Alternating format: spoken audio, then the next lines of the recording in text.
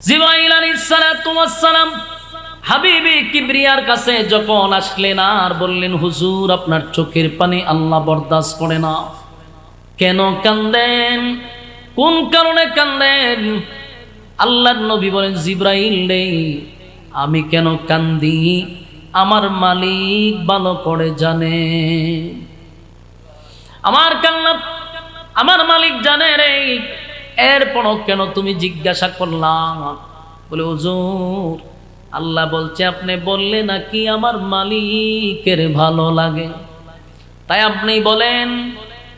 আল্লাহর নবী বলেন, মালিক আপনি জানেন আমার মা নাই, বাবা নাই, দাদা নাই, দাদি নাই, আত্মীয় স্বজন কেউ নাই।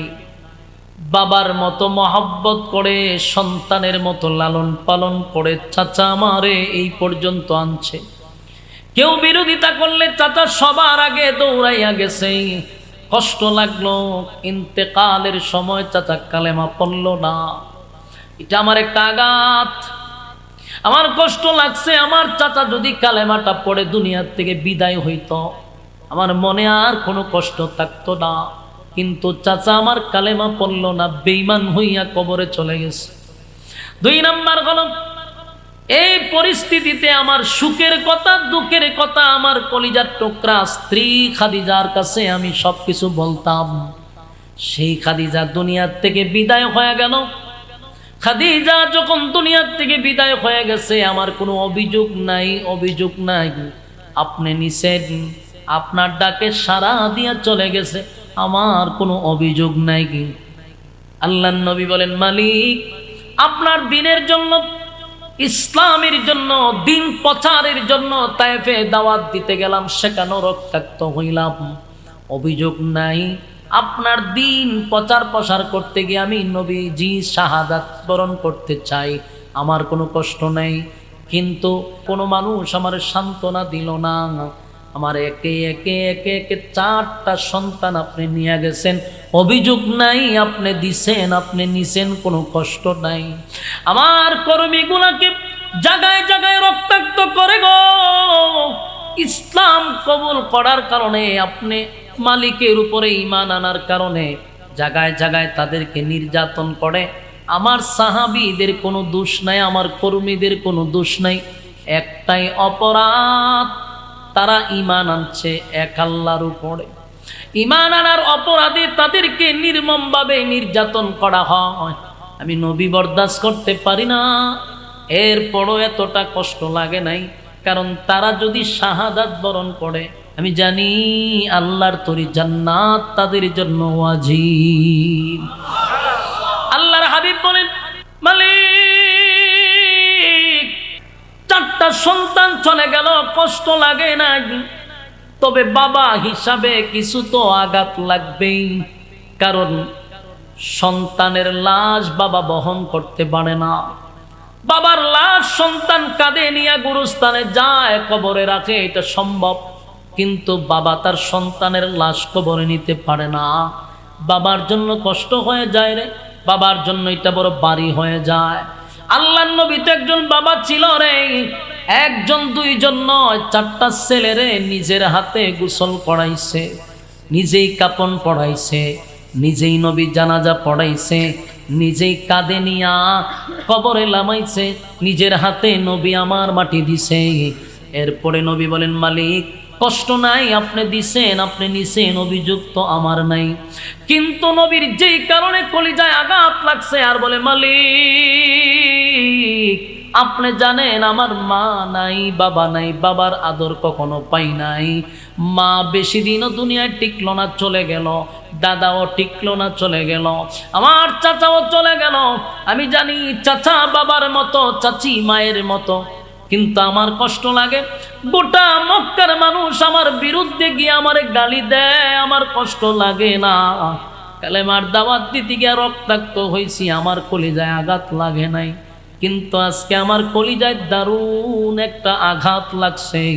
আঘাতটা হলো, হে মালিক আমার আপন চাচি কেমনে গো আমার বিরুদ্ধে মানুষের দ্বারে দ্বারে গিয়া কয় আমি আবেতার। আল্লাহ এই কথাটা বরদাস্ত করতে পারলাম না। আপনি তো আমার ছেলেও দিলেন, মেয়েও দিলেন, ছেলেও দিলেন, মেয়েও দিলেন। কেউ যদি ছেলেও থাকে, মেয়েও থাকে, সে তো আটকুরা হয় না, সে তো নির্বংশা হয় না। কিন্তু আমার চাচি মানুষের কাছে গিয়া গিয়া কয়, আমি নাকি আবেতার, আমার নাকি বংশ নেই।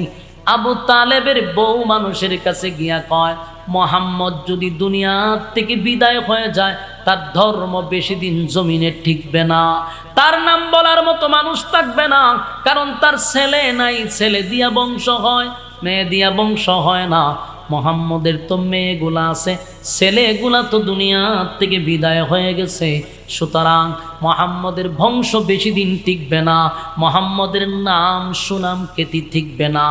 তাই মানুষের দ্বারে দ্বারে গিয়া কয়, মোহাম্মদ আবেতার, মোহাম্মদ আবেতার। আল্লাহর নবী চোখের পানি ছেড়ে দিয়া বলে, মালিক,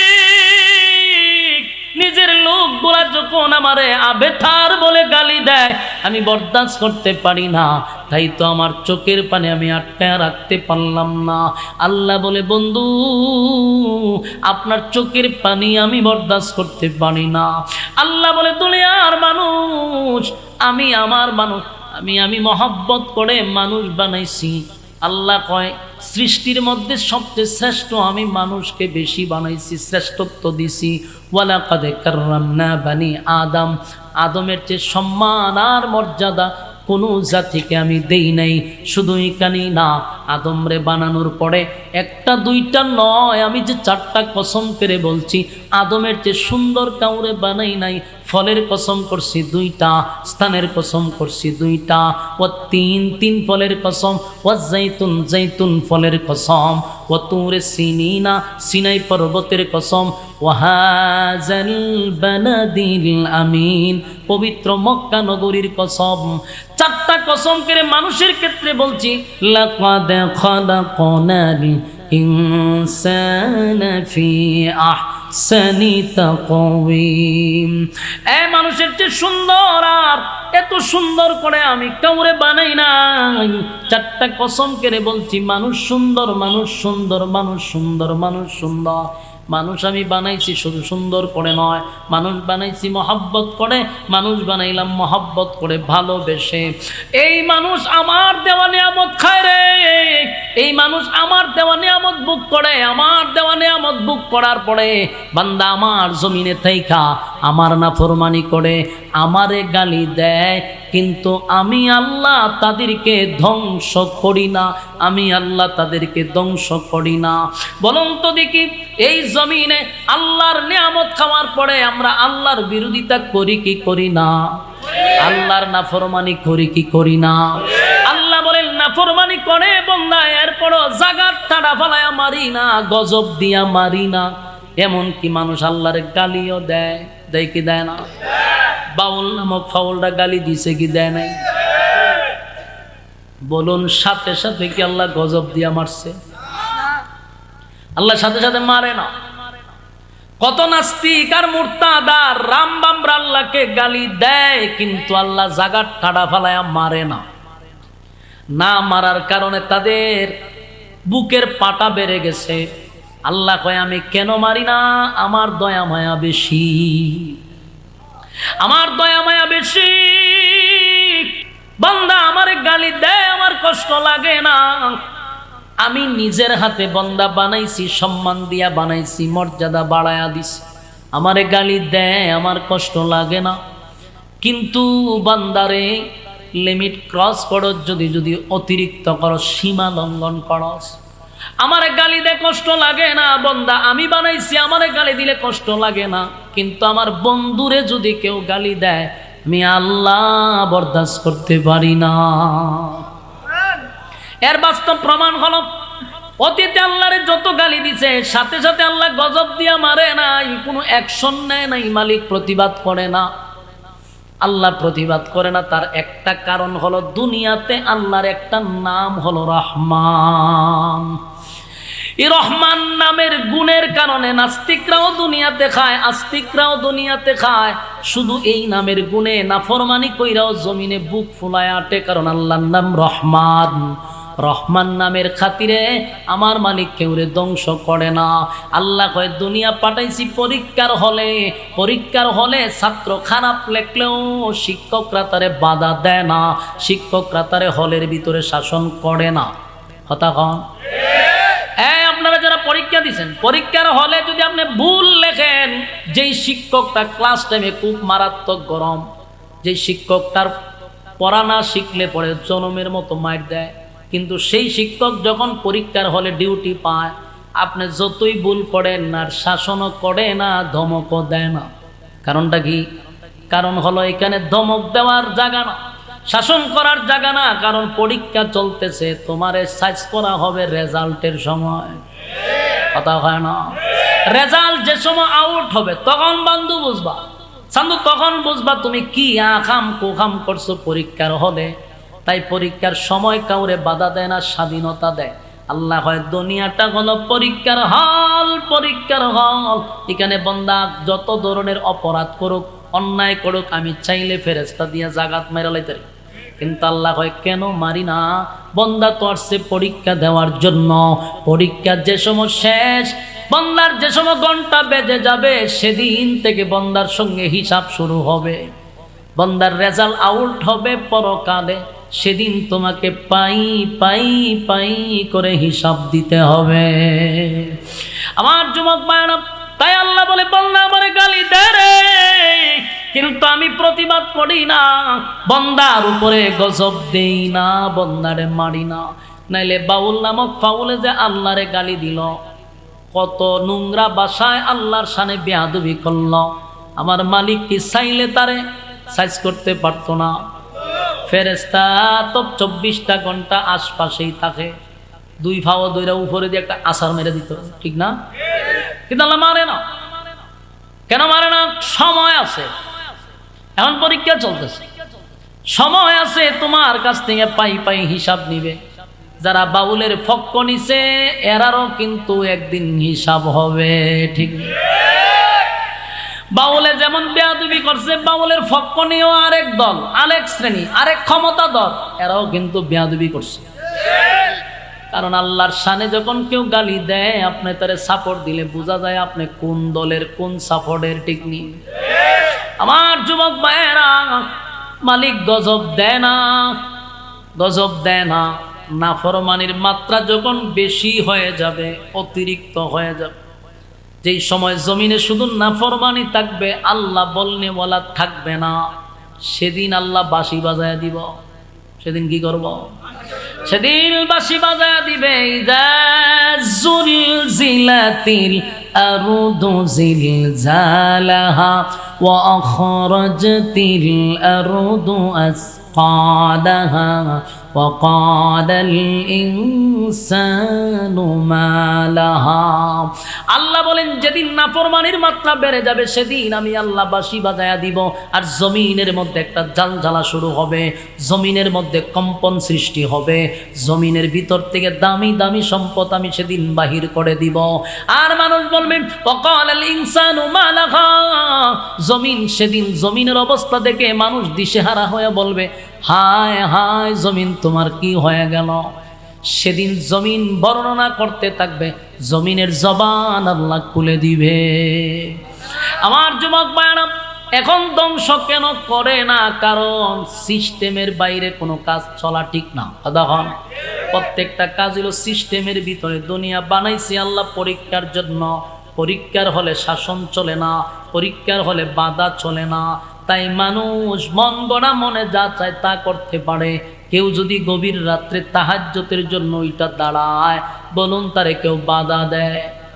গভীর রাত্রে যদি কেউ জিনা করার জন্য দাঁড়ায়, তারে কেউ বাধা দেয়? খারাপ কাজে কোনো বাধা নাই, ভালো কাজেও কোনো বাধা নাই। কেন? পরীক্ষা চলতেছে, ঠিক নেই? আল্লাহ বলে, বন্ধু আমারে যদি গালি দেয় গো, আমার কষ্ট লাগে না, কষ্ট লাগে না, কষ্ট লাগে না। কিন্তু আপনি নবীরে যখন কেউ গালি দেয়, আমি আল্লাহ বরদাস্ত করতে পারি না। এর আগে একবার আবু লাহাব আপনারে গালি দিল, আমি আল্লাহ কমপ্লিট সূরা একটা নাজিল করলাম। তাব্বাত ইয়াদা আবি লাহাবিন ওয়া তাব মা আগনা আনহু মালুহু ওয়া মা কাসাব। আল্লাহ বলেন আবু লাহাব আপনারে গালি দিছে, আমি আল্লাহ প্রতিবাদ করছি, আবু লাহাবের 2 হাত ধ্বংস হয়ে গেছে। আবু লাহাবের মাল আওলাদ কোনোটাই কাজে আসবে না। আবু লাহাব এবং আবু লাহাবের বউ দুটোটা জাহান্নামের আগুনের শিখাময় আগুনে জ্বলবে। আল্লাহ কিন্তু বন্ধুরে কেউ গালি দিলে প্রতিবাদ করে রে, বন্ধুর বিরুদ্ধে কেউ কথা বললে আল্লাহ নিজেই প্রতিবাদ করে। কিন্তু মালিকরে গালি দেওয়ার পরে একটা প্রতিবাদ, একটা আন্দোলন আল্লাহ করে নাই। আমার যুবক ভাইরা, অতগুলা ব্যথায় ব্যতীত সন্তান 4 জন মারা গেল রে, নিজে রক্তাক্ত হইল, কর্মীরা মার খায়, চাচা মারা গেল, স্ত্রী মারা গেল, চাচি অপপ্রচার করে, ব্যথায় ব্যতীত হইয়া নবীর চোখ দিয়া পানি ঝরে। নবীর কান্না দেখিয়া সাহাবায়ে কেরামরাও কান্দে, নবীর ব্যথায় ব্যতীত হইয়া সাহাবায়ে কেরামরা কান্দে। হঠাৎ করে নবী কান্নার মাঝখানে নবী মুস্কি হাসি মারলেন, তন্দ্রায় চলে গেছেন। তন্দ্রায় যাওয়ার পরে নবীজি মুস্কি হাসি মেরে দিল, সাহাবায়ে কেরাম আশ্চর্য হয়ে গেল। এই কান্নার মাঝখানে নবীর ব্যথায় ব্যতীত হইয়া আমরা কানলাম, নবীর কান্না দেখে আমরাও কানলাম। কিন্তু আফসোস হলো নবী কান্নার মাঝখানে মুস্কি হাসি কেন মারলো? নবীর সামনে একজন সাহাবী গিয়া কয়, হুজুর বিয়াদবি মাফ করবেন, আপনার ব্যথায় ব্যতীত হইয়া আমরা কাঁদছি, আপনার চোখের পানি দেখে আমরা কান্না করলাম, কিন্তু আপনি মাঝখানে মুস্কি হাসি মারলেন। আল্লাহর নবী বলেন, সাহাবীরা রে, এই মুহূর্তে আমার কাছে একটা সূরা আল্লাহ নাজিল করছে, এই সূরাটা নাজিল করে আমার মালিক আমারে সান্ত্বনা দিছে, এই সূরা নাজিল করে আমার মালিক আমাকে খুশি করছে, এই সূরা নাজিল করে আমার পক্ষে আমার মালিক প্রতিবাদ করছে। সুবহানাল্লাহ। আমার যুবক ভাইরা, ব্যথায় ব্যথিত, ব্যথায় ঝরঝরিত, ঠিক ওই সময়ে আল্লাহ নবীরে খুশি করার জন্য সূরা কাউসার নাজিল করছে। চিৎকার দিয়া কোন সুবহানাল্লাহ। এখন বলেন, এতক্ষণের আলোচনায় কি বুঝলেন? সূরা নাজিলের কারণটা কি বুঝতে পারছেন? কি বুঝছেন? এতগুলো আঘাতের পরে যখন সূরা কাউসার নাজিল করছে, আল্লাহ কেন নাজিল করল? এই সূরাটা নাজিল করার পরে নবী বা কেন মুস্কি হাসি দিল? কারণ একটা কথা ইয়াদ রাখবেন, 114 সূরার মধ্যে এই সূরা কাউসারটাই হলো যেটাকে বলা হয় শানে রাসূল সাল্লাল্লাহু আলাইহি সাল্লাম। তার মানে এই সূরাটাই নাজিল করছে শুধু নবীর শান মান মর্যাদার জন্য। আল্লাহ ডাক দিয়ে বলে, বন্ধু কেন্দিল্লা, 1 নাম্বার সান্ত্বনা হলো, বন্ধু আপনার 4টা সন্তান চলে গেছে, আপনার 4টা সন্তান আমি নিয়ে গেছি। বন্ধু আপনি বাবা হিসাবে কলিজায় একটা আঘাত পাইছেন, আপনার 4টা সন্তান আমি নিয়ে গেছি। বন্ধু আপনার 4টা সন্তান যে আমি নিছি আপনাকে কষ্ট দেওয়ার জন্য না, আপনার সম্মান আর মর্যাদা বাড়ানোর জন্য, আপনার ইজ্জত বাড়ায়া দেওয়ার জন্য। আপনার 4টা ছেলেকে বালেক হওয়ার আগে আমি দুনিয়ার থেকে নিয়ে গেলাম, কারণ এই 4টা ছেলে যদি থাকতো, আপনি আখিরি জামানার পয়গম্বর, খাতামান নবিয়্যিন আপনার উপাধি, আপনি আসার পরে সমস্ত নবী রাসূলগণের দরজায় তালা মেরা দিছি, আর কোনো নবী রাসূল দুনিয়ায় প্রবেশ করবে না। এখন যদি আপনার ছেলেগুলা জীবিত থাকে আর ছেলেগুলা যদি বালেক হয়ে যায়, বলুন তো দেখি, তাদেরকে যদি নবী না বানানো হয়, তাহলে অন্যান্য নবীদের দিক দিয়ে আপনি একটু ছোট হয়ে যান। কারণ অন্যান্য নবীদের ছেলেরাও ছিল নবী, তাহলে ছেলের দিক দিয়ে আপনি ছোট হয়ে যান, কারণ তারা কারিম ইবনে কারিম হয়ে যায়, বাবাও নবী ছেলেও নবী, ঠিক নেই? আপনার ছেলে যদি নবী না হয়, অন্যান্য নবীদের দিক দিয়ে সন্তানের দিক দিয়ে আপনি ছোট হন, তাই আমি আপনাকে ছোট করতে দিলাম না, আপনার ছেলেগুলাকে বালেক করার আগেই দুনিয়া থেকে বিদায় করে দিলাম। আর যদি বাঁচার পরে আমি নবী বানাই, নবী যদি বানায়া দেয়, আপনি আর শেষ নবী হতে পারলেন না। আপনার মর্যাদা থাকে না। নবী ছেলেরে বানাইলেও মর্যাদা থাকে না, নবী আপনার ছেলেরে নবী বানাইলেও মর্যাদা থাকে না, না বানাইলেও থাকে না। তাই আমি আল্লাহ আপনার সন্তানগুলাকে দুনিয়ার থেকে নিয়ে গেছি আপনার ইজ্জত সম্মান বাড়ানোর জন্য। বলুন, নবীরে কষ্ট দেওয়ার জন্য না সম্মান বাড়ানোর জন্য? আল্লাহ ডাক দিয়ে বলে, হাবিব আপনার সম্মান আর মর্যাদা বাড়ানোর জন্য চারটা সন্তান আমি নিয়ে গেলাম। কষ্ট পাইছেন বন্ধু? সন্তান হারা মনে একটা বাবার কষ্ট থাকে, কারণ আপনার এই চারটা ছেলে যদি বেঁচে থাকতো, আপনি নবীর বিরুদ্ধে যদি কেউ কথা বলতো, হয়তোবা তারা আপনার সন্তান হিসাবে প্রতিবাদ করত। এটাই তো কথা, ঠিক না? সন্তানরা প্রতিবাদ করত। আপনি নবীর বিরুদ্ধে কেউ কথা বললে সন্তান হইয়া বাবার পক্ষে তো প্রতিবাদ করত। কিন্তু বন্ধু, এই কষ্টটা আপনার রাখবো না, কারণ আমি আপনার কাছ থেকে চারটা সন্তান নিয়ে গেছি। কয়টা? চারটা সন্তান আপনার কাছ থেকে নিয়ে গেছি গো। আমি আল্লাহ আপনাকে কোটি কোটি কোটি কোটি রুহানি সন্তান দান করলাম। নিলাম চারজন, দিলাম 1000 কোটি। আমরা নবীর উম্মত, নবীর উম্মত যারা তারাই হলো নবীর রুহানি সন্তান। আল্লাহ হয় নিলাম তো 4 জন, আর আপনারে কোটি কোটি রুহানি সন্তান দিলাম। বন্ধু, আপনার বিরুদ্ধে কেউ কথা বললে সন্তানরা প্রতিবাদ করতে গো, কিন্তু এখন আপনি দেখেন 1000 1000 কোটি কোটি রুহানি সন্তান দিলাম। কিয়ামত পর্যন্ত আপনার রুহানি সন্তানরা আপনার বিরুদ্ধে কেউ কথা বললে আপনার রুহানি সন্তানরা বসে থাকবে না, জীবন দিয়া হলেও আপনি নবীর ইজ্জত রক্ষা করবে। জুরে কোন ঠিক কিনা? আমি যা বুঝার বুঝছি তো। এখন যদি নেতায় হয়তো দেখতেন লাভ দিয়া খারে, পরে স্লোগানের পরে ভাষ্য করে আছে, এটা আলাদা একটা গরম আছে না শৈল। কিন্তু এখানে কথাটা কইতো ও চিন্তা করে কইতেছে যে নবীর পক্ষে থাকবো কি থাকবো না। ইনশাল্লাহটা কইছে কয়েকজনে। এই আওয়াজে ইমানের পরিচয় দেয়। বলুন, আওয়াজে কি দেয়? হ্যাঁ, প্রত্যেকটা মানুষের আওয়াজেই বইলা দেয় তার ইমান কতটুক শক্ত। আল্লাহ আমাদের হেফাজত করুক।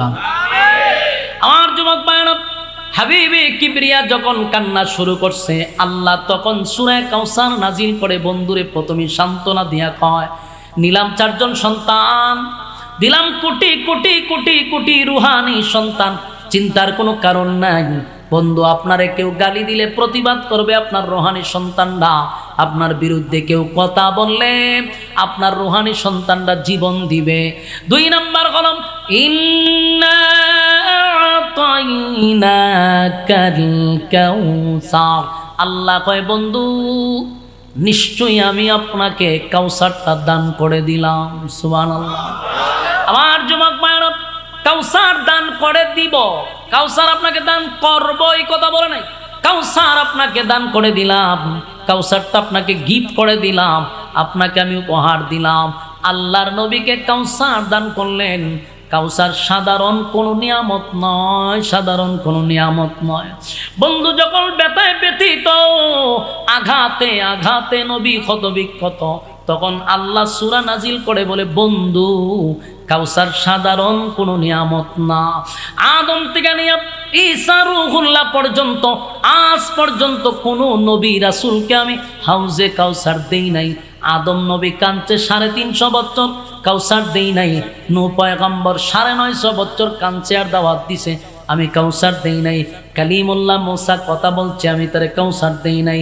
ইব্রাহিম খলিলুল্লাহ আমার সঙ্গে তার বন্ধুত্ব অসংখ্য পরীক্ষায় উত্তীর্ণ হয়েছে, আমি তারে কাউসার দেই নাই। কিন্তু বন্ধু, আপনাকে আমি কাউসারটা গিফট করলাম। আল্লাহ বলেন, নিশ্চয়ই আমি আপনাকে কাউসার দিয়া দিলাম। এই কাউসার সাধারণ কোনো নিয়ামত না। এই কাউসারের কত দাম মানুষ হাসরের মাঠে গেলে বুঝবে। সুবহানাল্লাহ। এই কাউসার কত বড় নিয়ামত, কারণ মানুষগুলা কলিজা পাটা পিপাসা লইয়া হাসরের মাঠে যখন দাঁড়াবে, পানি নাই পানি নাই, সমুদ্রের পানি সব তার গলায় ডাললেও পানির পিপাসা শেষ হবে না। কলিজা পাটা পিপাসা লইয়া যখন মানুষ হাসরের মাঠে যাবে, তখন আমার নবীর বরকতি হাতের এক পেয়ালা পানি যদি কেউ পান করে রে, 50,000 বছরের ভিতরে আর কোনোদিন পানির পিপাসা লাগবে না। এই পানি দুধের চেয়েও সাদা, মধুর চেয়েও মিষ্টি, মেশকে আম্বরের চেয়েও বেশি গ্রান। এই পানির এত দাম, এত দাম, এত দাম। পানিটা যদি কেউ পান করে কপাল খুলে যাবে, পানি যদি কেউ পান না করতে পারে তার কপালটা পড়ে যাবে।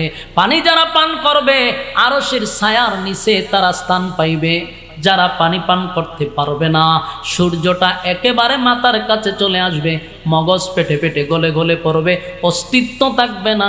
তাই পানিটার এত দাম, এত দাম। সেই পানির মালিক হইল আমার নবী। সুবহান। খুশি না বেজার? এই পানির দাম আছে গো। নবীর বরকতি হাতের পানির এত দাম, এত দাম। আল্লাহ কয় বন্ধু আপনারে পানিটা আমি দান কইরা দিলাম। এখানে শেষ না, বন্ধুরে এত খুশি করছে, এত খুশি করছে। আল্লাহ আরেক আয়াতে বলেন, ওয়ালাল আখিরাতু খায়রুল লাকা মিনাল উলা ওয়ালাসাউফা ইউ'তিকা রাব্বুকা ফাতারদা। আল্লাহ কয় ওয়ালাল আখিরাতু খায়রুল লাকা মিনাল উলা। বন্ধু দুনিয়াতে আপনার যা দিলাম, যা দিলাম, যা দিলাম, যা দিলাম, শুধু স্যাম্পল আর স্যাম্পল। আপনার জন্য যা রাখছি সব হইল পরকালে গোডাউন। সুবহান। ওয়ালাল আখিরাতু খায়রুল লাকা মিনাল উলা। আপনাকে আমি দুনিয়ায় যা দিলাম বন্ধু কিছুই না, পরকালে আপনার জন্য আমি বরাদ্দ রাখছি, টেনশনের কোনো কারণ নাই। এরপর আল্লাহ বলেন, ওয়ালা সাউফা ইউ'তিকা রাব্বুকা ফাতারদা। বন্ধু অচিরেই অচিরেই অচিরেই আপনাকে আমি খুশি করব। এখানে একটা বিষয় তাফসীরকারকরা বলেন, বন্ধু রে, বন্ধু খুশি করবে হতে পারে আপনি আমার দল করতে গিয়া। বন্ধু দুনিয়ার সিস্টেমটা হলো, যদি কেউ দল করতে গিয়া মাইর খায় অন্য দলের কাছে, এই দল ক্ষমতায় গেলে যে মাইর খাইছে তার প্রমোশন বাড়ে না কমে? প্রমোশন বেড়ে যায়। বিএনপির যত নেতা আওয়ামী লীগের কাছে মাইর খাইছে, বিএনপি ক্ষমতায় গেলে তার দল তার প্রমোশন বাড়ায়া দিবে। এটাই সিস্টেম, ঠিক না বেটি? অনেক সময় নেতাদেরকে এনজয় করানোর জন্য দেশ থেকে বিদেশে পাঠায়। অনেক মাইটার খাইছেন। এবার আপনি ইউরোপে যান, সিঙ্গাপুরে যান, থাইল্যান্ডে যান, গিয়ে একটু হাওয়া খান, এনজয় করে আসে।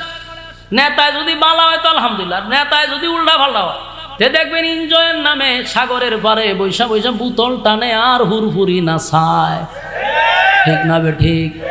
আল্লাহ কয় দুনিয়ার নেতারা যদি দলের জন্য মাইর খাইলে এত সুযোগ সুবিধা পায়, এতটা প্রমোশন বাড়ে, ভ্রমণ করার সুযোগ পায়। আমার বন্ধু আমার দল করতে গিয়া মাইর খাইছে, আমার বন্ধু তায়েফের ময়দানে আমার দল করতে গিয়া মাইর খাইলো, আমার বন্ধু আমার দল করতে গিয়া গালমন্দ শুনলো। তাই আমিও চাই আমার বন্ধুর প্রমোশনটা আমি বাড়ায়া দিব। চিৎকার দিয়া করুন সুবহান।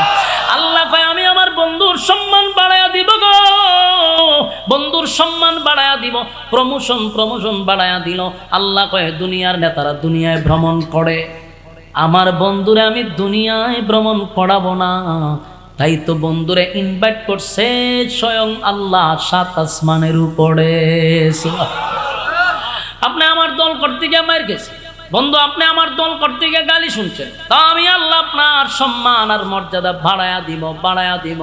প্রমোশন এতটা বাড়াইছে, আল্লাহ হয় প্রথম সফরটা হইল বাইতুল মুকাদ্দাস। সেখানে যাওয়ার পরে একটা উফাদি নবীর লাগায়া দিছে। এর আগে উফাদি ছিল না।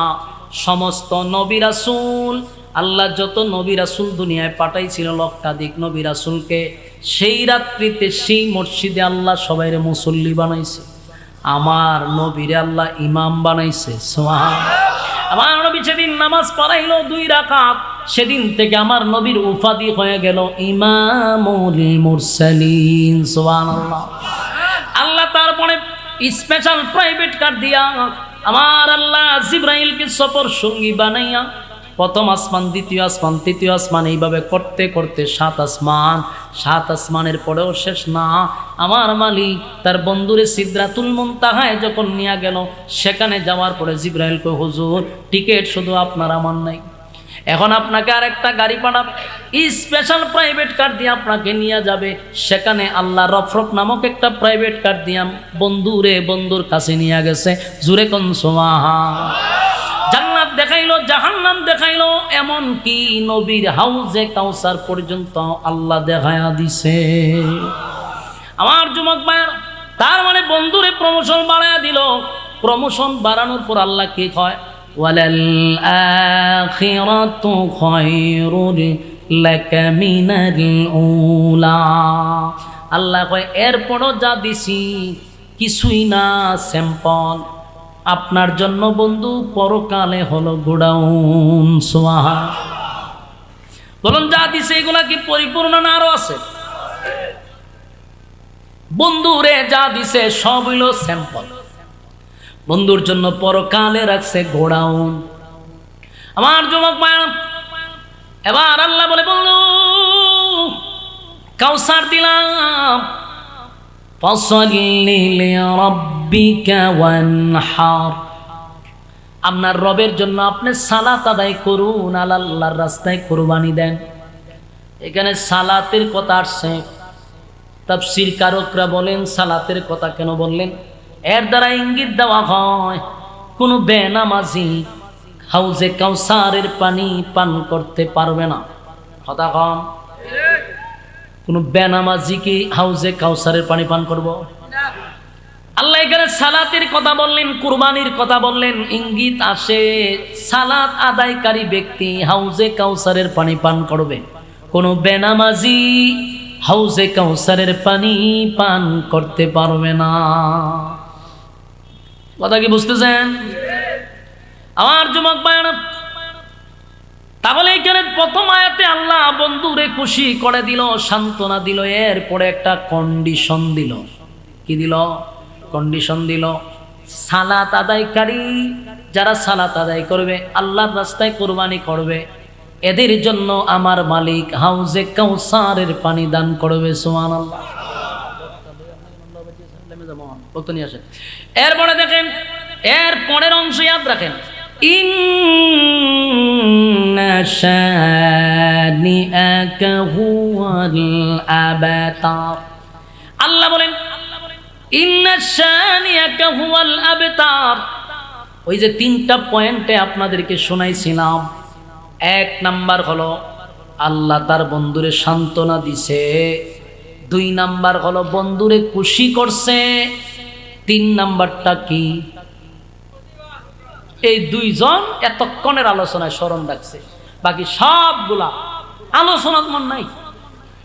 সবাই যে মনোযোগ সহকারে কথা শুনে আর কিছু নিয়ে যাওয়ার জন্য আসে, বিষয়টা কিন্তু এরকম না। আমি ধন্যবাদ জানাই, আপনাদের জন্য দোয়া করি যারা শেষে উত্তরটা দিচ্ছেন, তাহলে বোঝা গেল পুরো আলোচনাটা সে খুব গভীর মনোযোগ দিয়ে শুনতেছিল। তা আপনাদের একটাই অভ্যাস, এটা হলো মনোযোগ নাই। এই জন্য বক্তারাও দেখবেন কোনো বিষয়ের উপরে আলোচনা করে না। এখানে কতক্ষণ, এখানে কতক্ষণ, এখানে যায়, এই যত জায়গাতেই যায়, এখানে কতক্ষণ ওখানে পরে কক্সবাজারকে বয়ান ছেড়ে দেয়। আরে একটা আলোচনা সাবজেক্টের উপরে আপনি থাকলে আমার শ্রোতা তো শেষ পর্যন্ত বুঝতে যাইতে যে হুজুরা আলোচনাটা কোন বিষয় নিয়ে করলো। এটা সাবজেক্ট ভিত্তিক আলোচনা দরকার প্রতিটা বক্তা। আজকে আমাদের এই মাহফিলগুলোতে কোনো সাবজেক্ট নাই। বড় আলেম মানে আমরা তার ছাত্র, এবার যোগ্যতা নাই, কিন্তু এইসব বাপ দাদার গিচ্ছা চালায়া দেয়। হ্যাঁ, যত আজগুবি কাল্পনিক গল্প সব, কিন্তু যাদের জুতা বহন করার যোগ্যতা আমাদের নাই, এরা গল্প কয়, গিচ্ছা কয়, দুঃখ লাগে। আপনি এলেম কম হোক, যতটুকু বয়ান করবো ততটুকু স্টাডি করে আসবো। আমরা তো এলেম নাই, আমি বলি না যে আমি বড় আলেম, কিন্তু যতটুকু ওয়াজ করি সেটা আমি নিজে স্টাডি করি, নিজে পয়রায় পড়ায় বয়ান করি। আর আমার কথা একটা ক্লাসের মতো যেন হয়, আপনার বাড়িতে নিয়ে যেতে পারে। এই যে আমার কষ্ট লাগলো, মাত্র 3 জনে উত্তর দিচ্ছে, তাহলে আমার এতটা কষ্ট গেল কোথায়?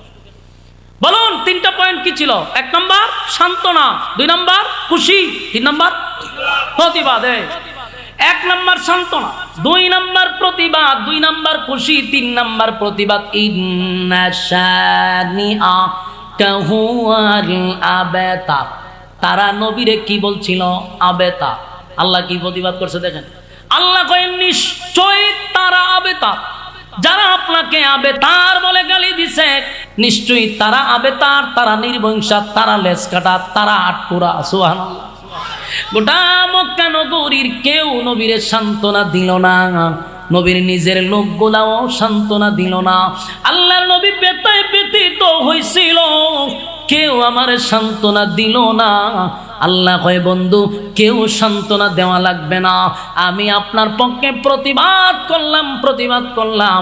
ইন্না শানিআকা হুয়াল আবতার, নিশ্চয়ই তারা আবেতার যারা আপনাকে আবেতার বলে গালি দিছে, নিশ্চয়ই তারা আবেতার যারা আপনাকে নির্বংশা বলছে।